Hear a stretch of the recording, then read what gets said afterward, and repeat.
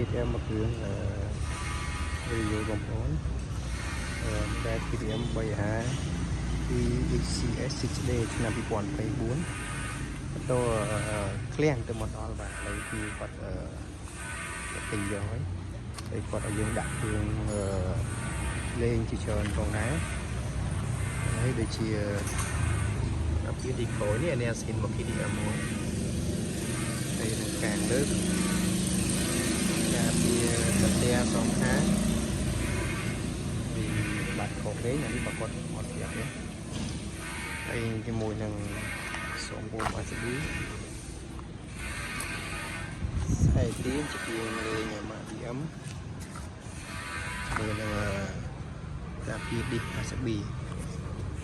តោះយើងរៀបចំឲ្យឃើញស្អាតណាស់បងនេះថ្មីអត់ទៅបាន 1000 គីឡូតិចមែនតើនៅតនៅក្លឹងហើយយើងមករៀបចំឲ្យដាក់គ្រឿងនេះទៅស្អាតជាងមុនទៀតអូនៅការភាសាស៊ីហើយមើលដាក់សិន